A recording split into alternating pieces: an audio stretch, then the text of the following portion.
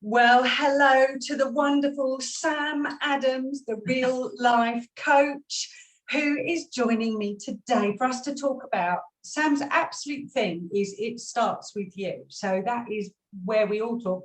She's really motivational. She's amazing at getting people into the right mindset and taking their lives on. She's also got a lovely little dog called Dory, who is obviously going to try and nestle in on our conversation today as well. But hello, Sam. Good morning, good afternoon, good evening. Hello. Thank you for having me.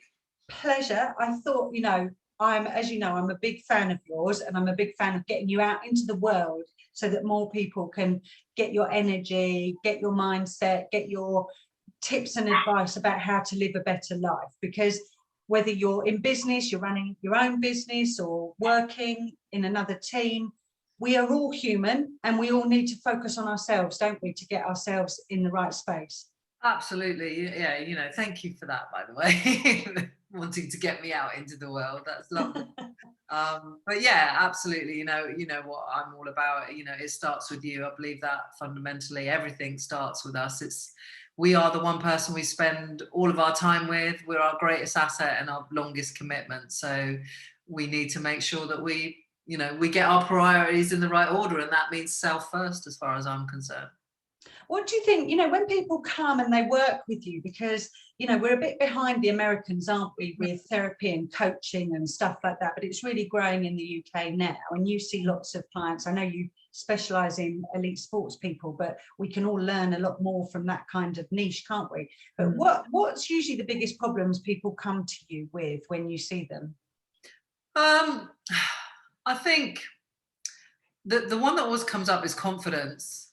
Yeah. Confidence is a massive, and it comes in all sort of shapes and sizes and different guises. Do you know what I mean? People come feeling overwhelmed and stuck. And I had a client yesterday, not a sports client, but a business owner, and it was literally about that self-belief, that self-doubt, and that then leads to procrastination, and then of course that's all about confidence. So they all kind of bleed into one another, and people wanting to do different things, having these goals and aspirations, but not being able to move forward, not having the confidence, the imposter syndrome, trying to tap into a little bit within them that enables them to move forward, trying to manage all of the self-confidence, the self-doubt, the self-esteem, the imposter syndrome. Yeah. Yeah. And do you think it is because fundamentally we're not taught these things in schools, are we? Our brains are our most important asset, but we don't get taught this stuff at school, do we? About how to get the best out of ourselves. No, absolutely not. It's all, it's a long time since I've been in school, but I have children, I have a niece, and I know there's some of the structure, and yeah, that whole well-being thing, that mindset stuff isn't taught in school, and for me it's fundamental to everything. If you went on my Twitter, you'd see my pinned post is peace at all costs. As far as I'm concerned, and something that I share with my clients is that, if it's going to cost you your mental peace, then it's too expensive. That is the one thing, your mindset, your mental well-being above everything, even physically, you have to protect that, because if you lose that, you will lose your way with everything. It's the foundation that everything is built on. So, it's a shame that it's not taught more in schools and colleges, because it's fundamental to leading a successful, fulfilled life and being a satisfied human being. And how would people recognize, like, some people, do you think maybe we sometimes get used to just feeling not 100% and we think that that's all there is? How would somebody sort of recognize that, because sometimes, and you and I have both come across this as coaches, actually the people who need to be most aware of this stuff are the ones who are so busy, life's overwhelming, and actually they're the ones who think that they don't have time to spend on themselves. Yeah, I mean, how do you know when you're full? How do you know when you, are you, can you ever be in that position? I don't know. Is, for me, like, I've done personal development stuff for 20 odd years, but the one thing that I've learned, apologies for the dog, is that, life is best done inside out.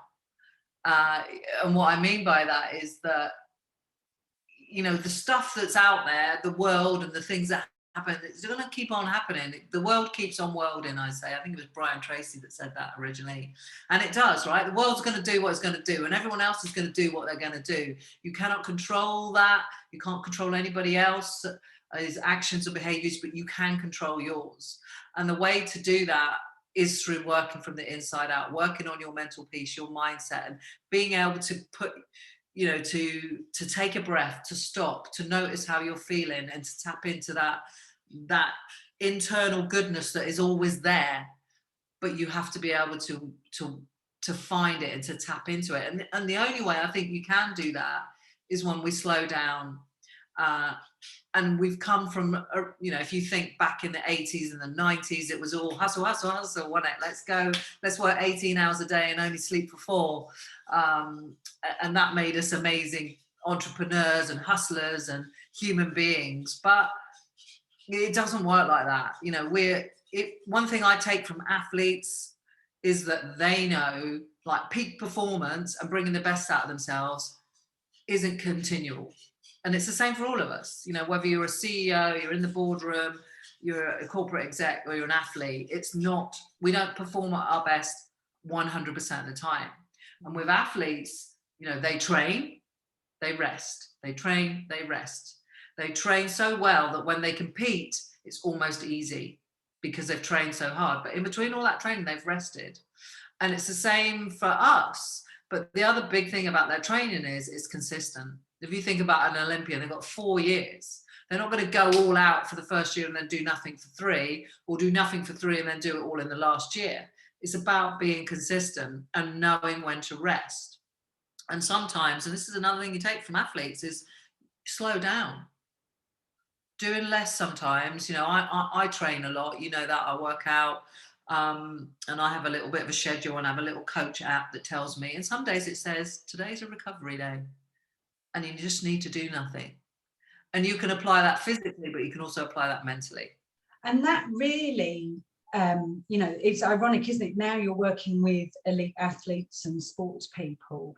Actually, we as coaches can learn so much from what they've been doing for years. And as you say, they just, even though they're training technically for their physical health, actually their mental health is really good as well, because they're really big on visualization, aren't they? And visualizing their goals and visualizing winning that Olympic medal. But also, I was talking to somebody the other day about mental well-being. Obviously is exactly the same as physical well-being. We all have peaks and troughs. And if like, I've been through several changes in the last year, as we all have with COVID, and I feel like my training has put me in good stead for what came. Doesn't mean it's not difficult, but it put me in good stead. In the same way, I suppose, that someone would train for a marathon or something like that. We can learn a lot, can't we, from the way sports people are? Absolutely, absolutely.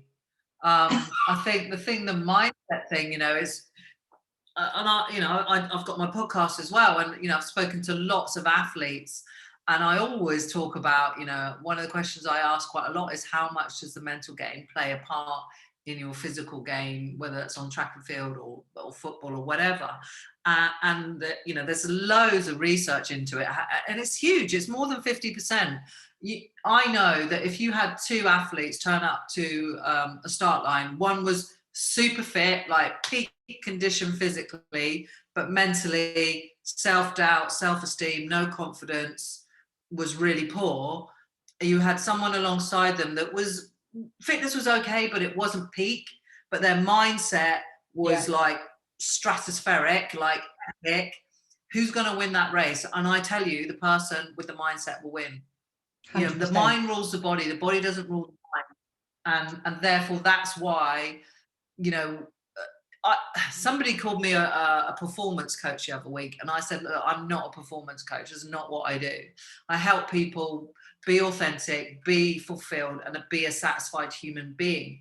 Because when you come from that place of knowing yourself, self-awareness, connected to who you are, being able to go within at times to manage your emotions, you are a fulfilled, satisfied human being. Your relationships are better, your trust is better, your communication is better. And the byproduct of all of that is that you perform better. But it doesn't make me a performance coach. But we all know, like, when we're good, like when we're in a good place, right, emotionally, mentally, you know, relationships are all good around us, we know that, you know, we do better. We, you know, whether that's, like I say, you're a boardroom, a CEO, corporate, or an athlete, we do better when we as a human being are fulfilled and we have our basic human needs met and we feel satisfied and content. And that is something like, you know, people who are trying to lose weight and get physically fitter and stuff like that, they all rely on willpower and like reading. You know, we all know what to do, but if your head is not in the game for the goal, it's never going to happen, is it? You know, you have to start, and this is exactly where you come from all the time. You've got to start with your head and your mind to get, you know, we underuse it so much, don't we? Yeah. I think I've lost you a little bit. Responsibility. The connection's gone a little bit dodgy, but we'll carry on. Okay. Yeah, my hashtag is it starts with you. Okay. My hashtag is it starts with you, and that's about taking responsibility. You know, I use that because I had to do that for myself, you know, through when I had challenging times and I got myself in a really dark hole. And it's about taking responsibility. And sometimes people don't really like that. You know, I've had clients that, you know, I work with a client and 3 months in, they're like really not liking it. You know, it's like, well, taking this responsibility for everything. 6 months in, they love me. They, you know, they hated me, they love me. That's fine. That's how it should be, really, because I'm going to push you. Otherwise, just go talk to your mates down the pub. But, you know, I'm going to push you to take responsibility for everything because it puts you in control of everything. You know, otherwise, if you know, if you're pushed around and your emotions go like this and they're dictated by your spouse, your friends, your kids, your job, you know, the establishment, the government, whoever, then they're in control of your life and how you feel because of the thinking you're attributing to that, the meaning you're placing on that. So, but when you take control and responsibility for it all, it's like, okay, Uncle Johnny is not being very nice, but you take responsibility. You just have to accept that Uncle Johnny might have all kinds of things going on in his world that you possibly couldn't ever know about, but you do know about you, and you know, and you take responsibility for how you're going to filter that information, what viewpoint you're going to take that information on, and are you going to let it infiltrate your mood and how you feel and how you show up today. And that is a choice, and that's about perspective. That's about how you view reality, because reality is different for everyone from how we view it. And so it's just about taking that responsibility. It doesn't always feel comfortable to begin with. You know, if your partner's left me, like in my case, you know, I could just go, I won't swear or say what I was going to say. But you know what I mean? We can all blame and complain and be a victim. But is that going to change anything? Is that going to make you feel good? And you want to feel good. But how can you bring good into your life if all you're leaking out is doubt and anger and toxicness? Nice new word.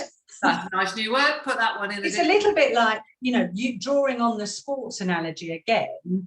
We know, especially, you know, when you watch sport and something happens bad in sport, you know, they lose the point or the goal was scored against them or, you know, lose a set, blah, blah, blah.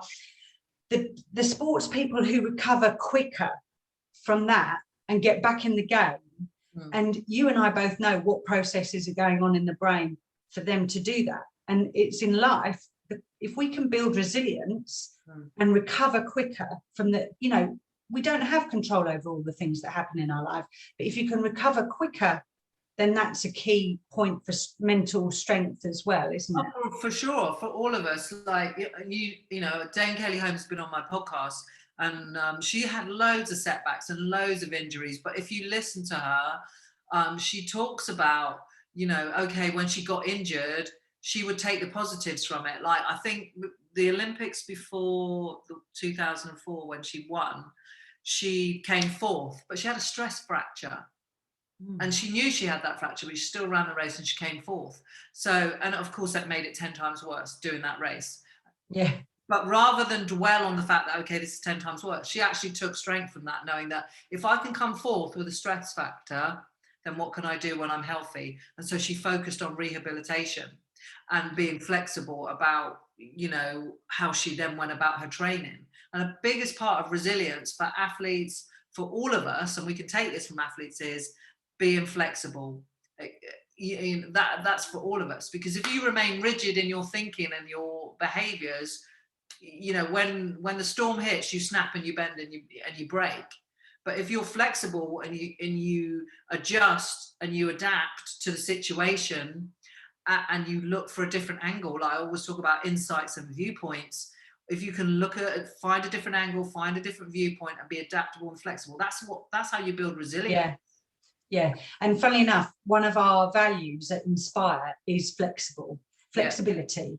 Yeah. And we mean that in exactly that way, because we also know that humans who have more open minds do have more resilience, because they're open to more ideas about seeking help. Again, drawing that sports analogy, elite sports people have coaches. They have coaches for lots of different things, don't they? They know that if you want to be the best of the best, you seek help. You get people who work the best and they know their area. Now, I'm not, I love you and people get masses from working from you, but not in a promotional way. But we know that people who seek out coaches or therapists or whoever, whatever the need is, that's actually brilliant to have an open mind to the fact that they could help you. Yeah. You don't know what you don't know, right? And No. you can't know it all. And doesn't matter who you are, whether you're Richard Branson, Usain Bolt, or Mandy Baker, we all get stuck in our own thinking. Doesn't matter who you are, because we do. We're in this. You look at a picture. In the middle of it is you and your life and what's going on.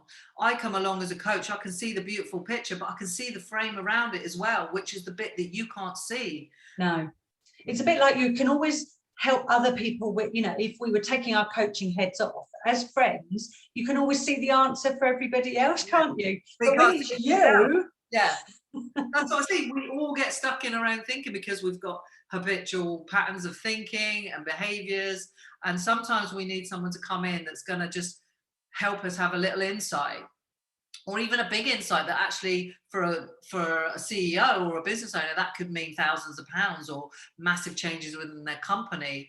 For someone else, that might be an emotional change. For an athlete, that might be an emotional change in how they look at a race or training, and it can make a massive difference. So when I have my sessions with my clients, generally, like, their maximum of an hour, 90 minutes, depending on what program they sign up for. But sometimes we might be there 20 minutes, because in that first 20 minutes, if they get one insight, that one insight can be so valuable. So it's not about the time, it's about the value that it brings you. And having a coach, I've got 2 coaches, because I know the value of it. I know that they can help me think differently, think outside the box, be more bolder, be more courageous, and see things that I can't see for myself, because I'm in here fighting that fire and living my life. Yeah, and it is that flexibility of mind and being open to other people's suggestions and stuff like that. We've all met people who are very stuck in their ways, shall we say, and not having any judgment on anyone, because everyone's got their own story and stuff. And sometimes life is just too overwhelming. It does feel just too difficult to take the time out. But like you said earlier, slowing down is a core, I know over time in lots of other areas we've talked about awareness, but that's slowing down. And I've been reading a really good book recently about the 4-day week. And that's been mentioned quite a lot, and I'm really intrigued by this, because again, it's a slowing down, but to be more productive. It's not the idea is not to be less productive or do less or earn less, it's to be productive. And it's like you said, you have to slow down sometimes to actually become more focused, more effective, and to feel better. And slowing down is the new speeding up. In the old days, the speeding up was 18 hours, let's get as much done as we can, sleep for when you're dead, all of that mentality, which, you know, you're running off dregs. So you're never going to do your best work. It's never going to be quality. You're going to feel like crap. Your relationships will be crap. You're not getting enough sleep. So your diet goes out the window. It is built on, it's a recipe for the complete opposite of success. Yes. You know, slowing down means, okay, if I've got 3 days, 3 or 4 days to get this done, you know, I've nourished my body with decent food and my mind with, you know, I always talk about ingesting. Be careful what you ingest. And I talk about, you know, what are you listening to, what are you watching, and what you're putting in your mouth, everything that we ingest through those orifices. And it's super important. So if you slowing down and you're rested and you nourish your body and you nourish your mind, and you rest frequently, then you've got more energy to put into when you do have those bits of time to do the work, like in the 4-hour work week and all of that. It's those chunks of time. It's like, it's about the quality. It's a bit like I talk about my coaching, right? It's not about the time. It's not like, well, clients will go, well, how long do I get? How many 1-hour sessions do I get? But I'm very quick to point out, it's not about the time, because we could spend an hour together every day of the week for 6 months and there could be no value. But we could spend 10 minutes together and you could find one insight that could, like I said, could change your life, could change your business. Yeah. It's about the value. And it's the same when you think about yourself physically and mentally. It's about the value that you're going to bring to that day, to that task, to that session. And it's about slowing yourself down enough, connecting with yourself, nourishing your mind and body enough that so that when you've got that task to do or that thing to do or that training session to do, that you are the best that you can be in that moment and you bring the best of you to it. Yeah. So like for business people, yeah, 100%. For business people, you know, I think we don't spend a lot of time, we don't think like a sports person, as in, if you know, say for instance, like accountants, obviously the year end, financial year end is a massively busy time for them. And I know a few who are always burnt to a shred by the end of it. Whereas if that was a sports person, they would prepare, they'd plan backwards, wouldn't they? You know, if it was an event, you'd have your training program in place so that you would be at your peak just before that stress happens. I don't know that business people think that way. No, I think, you know, something that I talk about is like quite often we have these goals and these visions and it's always something we're working towards. And actually you can flip that on its head and it can be something you work from. So I do a visualization thing where it's 3 years into the future. And, you know, imagine that we have a phone call 3 years from now and your life is amazing from a business, professional point of view and personally. What would that conversation be like? And we have that conversation. We do the role play. And then when we've created that vision, I get them to go away and write about it or draw about it or paint about it, whatever you want to do to make it really vivid. And then you become that person. So you come from that 3-year goal, that Olympic goal or that world championship goal. How does that person think? How does that person show up? What does that person do on a daily basis? And so you're coming from it and not working to it. Whereas traditionally it's always something we work to, isn't it? Yeah. Whereas, you know, put yourself in that place now and how does that person, what's their sleep like? What's their food like? What's their mental well-being like? What do they do on a daily basis? And become that person now. So what do you say to people when they're like, oh, it's all just a bit woo-woo? Nobody says woo-woo to me because I'm not woo-woo. That's true. You have a nice balance. You have a nice balance between woo-woo. So like I love journaling and I know you love journaling too. Yeah, I do. And, you know, some people, again, it comes down to flexibility of mind, isn't it? Like, just try it. Nothing's going to hurt you. Yeah. Exactly. You know, one of the things, you know, I go on about a lot is like when people are like, oh, you know, I had a client yesterday, real perfectionist. And the worst thing with a perfectionist is you never get anything done. You know, you just never do anything. You procrastinate because it always has to be right? You just don't get anything done. But I'm very much of like toss a coin, heads or tails. You know, you pick one side for each coin, do that. Because you can always go back. You can always stop. What's stopping you? You can always just, you know what, this isn't working. And go back and try another pathway. And I think sometimes we get stuck in our own thinking, and it's got to be perfect, it's got to be this, got to be that. Just try it, because you are never going to know.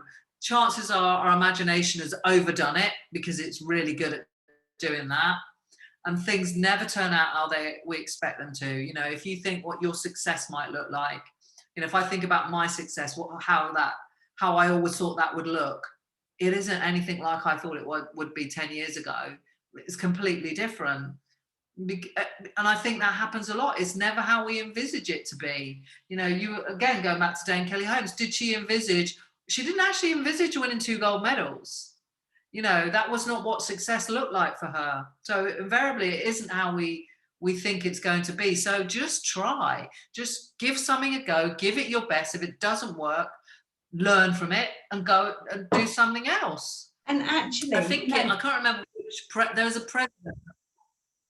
Yeah, go ahead. Sorry, I think you remind me of the thing of like, I know one of the key things is, as you say, that not having fear of failure, trying, taking action and getting going. If you think about it, elite sports people fail a lot in front of everyone.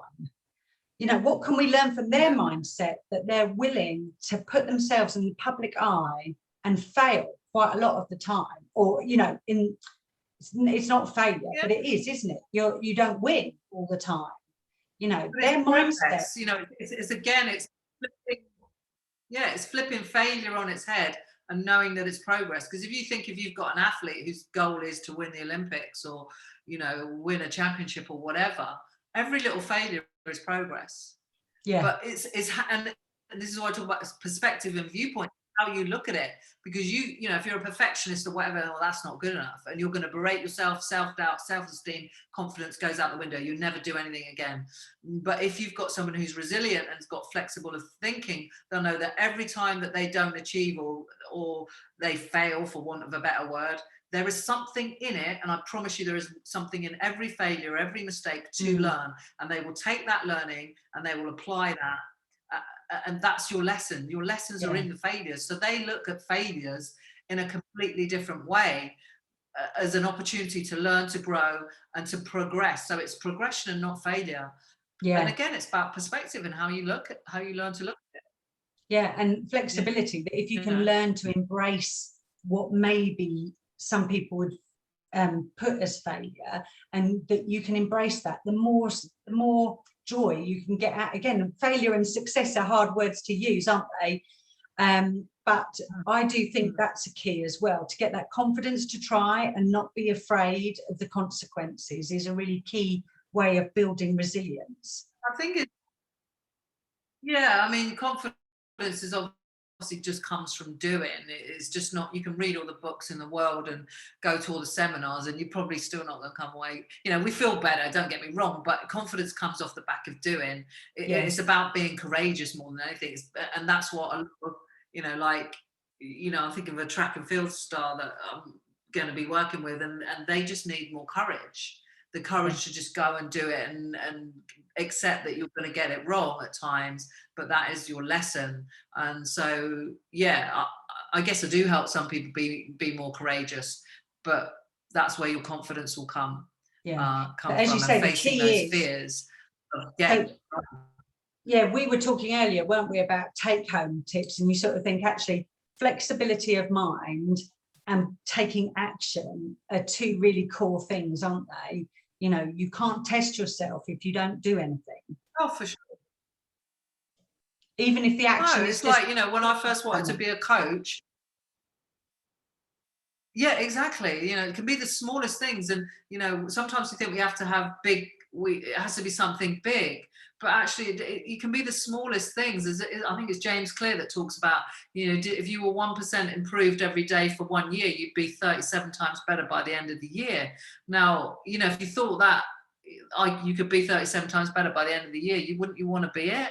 You know, even if you start now, you're going to be 18 times better at least by the end of the year. That's pretty epic. So it only needs to be a little bit. It doesn't need to be the massive leaps. It's just the consistency of trying to do a little bit better than yesterday. And for me, on a personal level, every day I just try and do better than I did yesterday. And that's it. And if I could do that every day, I'm pretty sure I'll be, I'll be way better by the end of the year. And that's the Well, same for about everyone. 37% better. Oh, well, I think you're pretty amazing, as you 37 are. times. 37 times better. See, I'm not very Thank you good very at much. maths. Well, thank you so much for Well, I joining don't know. me It's James today. Clear's idea. We'll leave it to You're James to welcome. do the Thank you for maths. having me on. Oh, lovely to see you, my darling, and thank you so much Yeah, for joining us today and sharing a little bit of your insight. And I think there was some really valuable tips about what we can learn from sports people and bring into our normal everyday lives. Yeah, Thank you. absolutely. Thank you, darling. It's been a pleasure.